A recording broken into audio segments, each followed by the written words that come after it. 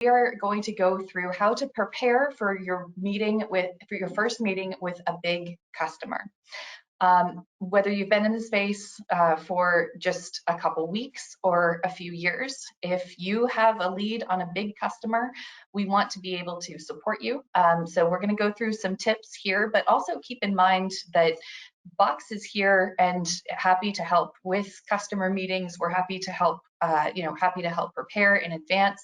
We're happy to help if we want to do if the customer's preference is to do a big data dump and just have you or us sort through that, sort through all of their invoices, things like that. We're here to help every step of the way, whether it's coaching or hopping on a call with the customer, all the way through articulating different product structures and some of the different options, walking them through contract negotiations. We'll go through all of those pieces in a minute, but just remember that Box is your partner and we're here to help. So top 5 tips for a successful meeting. Number 1 is to do your research and go in with some notes. In general, you want to know where this customer is located, if that location or locations is in a deregulated energy market, if it's deregulated for both power and gas, or just one, just knowing your options. So if the customer starts to ask some questions about, well, what about this? What about water? What about propane? That you're ready and you can say, well, yes, we can for electricity and natural gas, and no, we can't, and talk about deregulated versus regulated commodities and market structures. Know your customer, know the individuals that you're talking to, know their titles, know their responsibilities within the organization best you can. The better a grasp you have on who you're meeting with and on the way that that customer operates their business, whether that's operationally or at the facilities level, the better you're going to be able to help them, and the better you can design a product around something that suits their needs. Number 2 is to set an agenda and pace the conversation. This is kind of an ironic point within a webinar where we're just talking at you, but this stuff can get pretty, can get dense. Make sure that your customer is following you. Make sure that if you've brought material with you, that they're not distracted reading the material when you're going over a particular, point, a service that you're wanting to highlight or a way that you can help them. Make sure that they're engaged in the conversation and pause every 2 to 3 sentences just to make sure they don't have any questions. You can always ask them, hey, I just went through a lot of information. Does all of that make sense? And just take temperature, make sure that they're staying with you. In this first meeting, our next point is to delay showing prices. If and when possible, Scott and I both, we go into these meetings treating it as a discovery meeting, really treating that first meeting as an interview. You want to get to know the customer and you want the customer to get to know you. We don't need to talk prices at this point because we don't know what product is best going to suit the customer's needs until we go through the discovery phase and find out how they've been managing their costs and get answers to some of the top questions that we'll have on the next slide that can give us some insight as to what strategies might be helpful for that customer. If you deliver prices too early, it's very possible that you run the risk of painting yourself right into a corner, either against another sales agent, another broker, or against the customer just going online and saying, well, I found a better price online, because you haven't walked through the process, you haven't educated them, you haven't developed your relationship, and that customer hasn't learned that you're an expert in that space. So bring your expertise and show them the plan of how you're going to help them control their costs. Don't show them one energy price and assume, or even, you can go in there, don't show them, 20 prices. Don't assume that a fixed rate all-in contract on a standard term is going to meet the customer's needs. During the meeting, ask a lot of concise, open-ended questions. So we'll go through some of those questions on the next slide, but they're great questions to get answers to. Again, we'll get a lot of insight if we have the answers to these questions on what strategies or pricing structures could benefit the customer, on what contract terms they might appreciate, on what their timeline looks like for execution, and what type of maintenance they might need throughout the term of the contract. be a consultant. You're here to bring solutions, not just prices. It's not necessarily about price, and we go through this, every month on our market update. The number one takeaway is to have a plan, set a strategy, be disciplined, put something in place, even if the market's high or you think the price could potentially go down a couple dollars. Hedge partially. There's a lot of different ways that you can look at this. There's a lot of different strategies for delivering the most cost-effective procurement strategy to your customer. And so remember that regardless of where you are in the conversation, the more you can learn about the customer and the more you can align yourself with them, put yourself next to them rather than across from them on the negotiating table. You're here to serve them and to help them through this process. And you may hear some questions about, well, I'm not sure what where this bill is, or I don't know when my contract end date is. All of these types of things. A lot of this data, especially with customers who have multiple locations in many different states, can end up everywhere. You can bring a ton of value by helping your customer to aggregate all of the information in one place, and even just giving them an overview and delivering a baseline. That's something that's incredibly valuable for a lot of customers. So again, don't go in just with pricing. Start talking about the plan, walk through what the customer needs, get some questions answered so that we have some insight into what product structure might help them and when they're looking to move. And your odds of actually closing that deal and working with that customer, helping them secure a plan with you, go up. Yeah, Ellie, can I step in here as well? This is great stuff here, and I really want to emphasize this point because I see the mistake being made a lot, and we have around the pricing desk here. First of all, I have multiple years experience in this industry. So does Allie. We've seen a lot of deals and seen what works and doesn't work, and we see the stuff that gets closed and doesn't get closed here. And the deals that get closed here have a significant, it's probably 3 to 4-fold increase in chances of getting done when it's done in this route of being a consultant rather than just showing prices for these larger deals. And what's so important is you got to put yourself, if you're the consultant coming in, just keep telling yourself that before you go to these meetings. I'm a consultant, I'm a consultant, I'm a consultant. And you go in there and you act like it, because your goal is to bring something of value to them that they haven't seen before. You're dealing with big customers, they get called every day by somebody. And most people will just be like, here's pricing for you. And if you provide pricing for them, they don't really need to list you anymore. They got something they need. They've got some pricing. They're going to compare it to somebody else. Cool. All right. They get pricing. They can get pricing from multiple places. They can get pricing themselves from suppliers. Suppliers hit them up. But you need to show them something that they're not currently receiving, something of value, something you can bring them. And my favorite, maybe I'm aging myself here, but the original Wall Street movie, one of my favorite scenes in there was when Bud Fox finally gets in. He finally gets in. Bud Fox is this broker, and he finally gets into Gordon Gekko. And he's stockbroker, young guy, searching for whales. He gets in there, and Gordon Gekko is this billionaire, powerful Wall Street guy and investor, and he gets in there and he just starts pitching stocks like, hey, this, and Gordon Gekko is just like, okay. And you think Gordon Gekko's barely listening, and he's reading the birthday card. It's his birthday, and he's like, puts it in the shredder. It's surprising me, Bud. You got something I don't know. Tell me something I don't know. And he's shredding up this birthday card. He shows him he's like a soulless dude, but that's him. He's not there to necessarily make friends. He's not there to the customer, not there to necessarily make friends. Customer's not there to hear pricing. He wants to hear something. He took the meeting from you because he wants to hear something that maybe somebody else doesn't have and is giving them. So find that thing.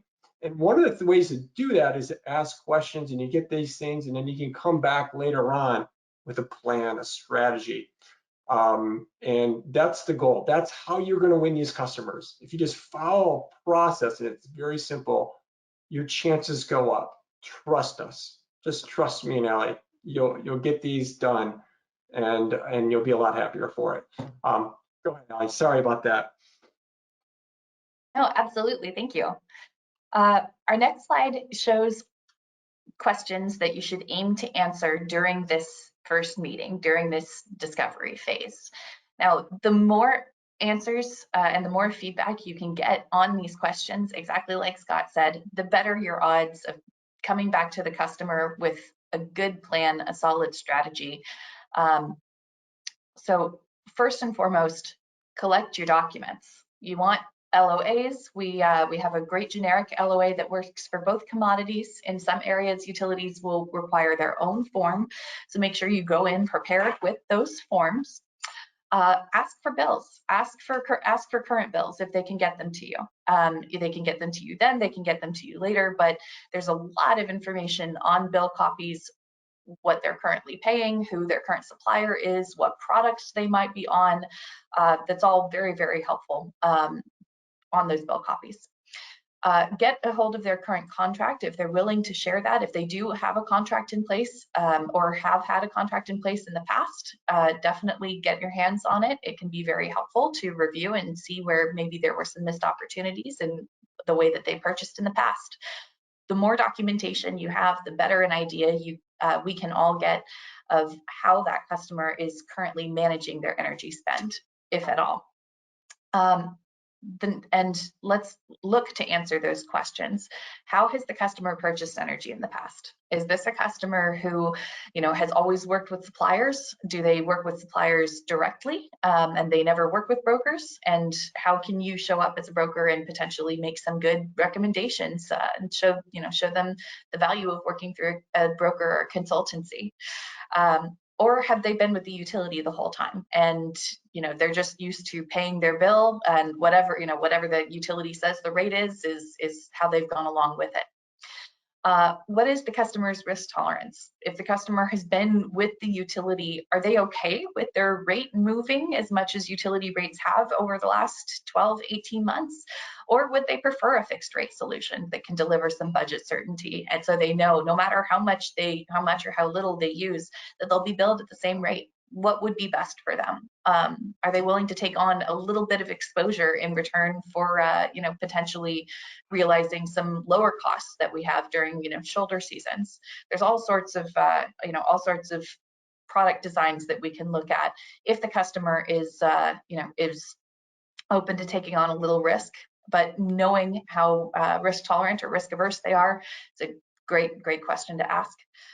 What is important for them when selecting a supplier? Are they, do they want to work with somebody who, is a absolute natural gas expert in, UGI, Pennsylvania for, for gas and look, specifically at that market? Or are they wanting somebody who is national? Do they want a big brand? Do they want a supplier that is generating green electricity? Or is it okay if they just want to purchase RECs? All sorts of questions, what's important for them. And if they have dealt with suppliers before, it's always good to know if the customers maybe had a good experience or a not so good experience, just for context and so that we can deliver better. What are the customer's goals? Does the customer want to be carbon neutral? Does the customer want to pay as little as possible every single month? Does the customer just want to be able to provide their CFO with a budget? All of those are good goals, and we can help customers with each of those with different solutions. So remember that we're not here just to provide pricing. We are here to provide solutions to the customers' problems and help them achieve their energy goals. Other things that can be helpful, if we can find answers, are: does the customer own the building? Do they have any renewable or carbon neutral? Do they want to go carbon neutral? Does the customer have any plans for future efficiency projects if they do own the building? If they don't own the building, if they're leasing, how long is their lease? And would they potentially move at the end, or do they plan to renew? All of those are, very, very pertinent questions. Learning how the customer is using their electricity, and really how much control they have over, over their cost structure and over their options. Are they looking for something that aligns with their lease, or are they bound by, their landlord? So all good questions. And again, the more insight that we can get, the better a solution we can deliver on the other side.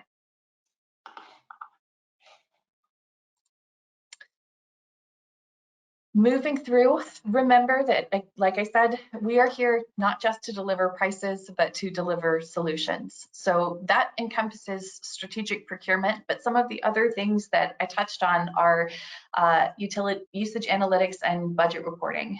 If they are struggling to put together a comprehensive budget for the next 12, 24 months, that's something that we can help them with through Utility Data Box. Contract analysis and negotiation. Contracts, as we know, are almost always written to benefit the writer, and our suppliers obviously write contracts that are going to lean to their benefit. So our job as consultants is to help our customers negotiate these agreements so that they're more fair for both parties involved, and to go to bat for the customer against these, large energy suppliers. We've successfully negotiated some very favorable contract language for larger customers who have been thrilled. So it's always worth looking at that contract language, making sure that you understand which components are included in a fixed rate and how disputes will be handled should they ever arise. How, if the customer does decide to become more energy efficient in the future and does a HVAC retrofit, how might that affect their rate? Is that something that the supplier will be flexible about, or is that something where the supplier could, look at changing their rate? How strict is that supplier? How tolerant are they? Looking at pricing optimization models and energy sustainability strategy and benchmarking, RFP management and execution. All of these things are strategic solutions that your pricing desk here at Box is happy to provide. If you have customers who are interested in orchestrating a formal RFP, if that's something that that they're wanting to get into, and that's the strategy that they would like to pursue in the past, or if their shareholders are demanding that they formalize a process, that's something that we can help them do. Sustainability strategies and benchmarking, again, with Utility Data Box, we've got visibility to an awesome level of data. We can see our dashboard right here. Thank you, Scott. We've got analytics to optimize efficiency, forecasted energy budgets, custom reports, bill auditing.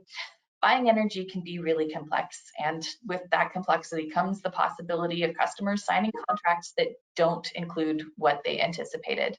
Our goal is to ensure the customer gets the very best deal and the best contract terms possible in the marketplace, and help them identify areas for improvement via some of these platforms and solutions that we can run in tandem with our procurement process. So. Yeah, I just want to add in here, just go back.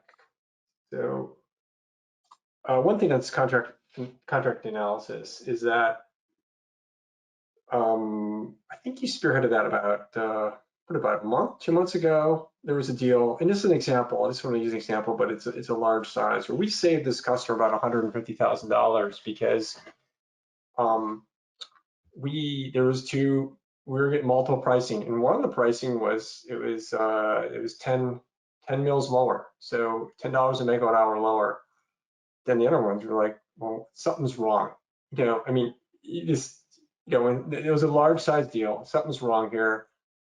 And we noticed there was, some components that were, after reviewing the contract, really had to dig in, because these things aren't clear. Again, they're written by the writers. The writers of them are gonna steer it their way. They're gonna try to hide stuff a little bit. I'm not saying purposely. Nobody's trying to be. I'm not accusing suppliers of being deceitful. It's just, it's different ways that they can price things. This isn't a simple. A lot of people think it's a very simple thing. They try to put everything in everything comparable, and it's not necessarily all the time. Anyway, long story short, we found out these components were missing. Next, they were actually like like 5 or 6 mils higher. In the end, it would be, and over the 4-year term of the contract, we figure it's $150,000 that we saved that customer.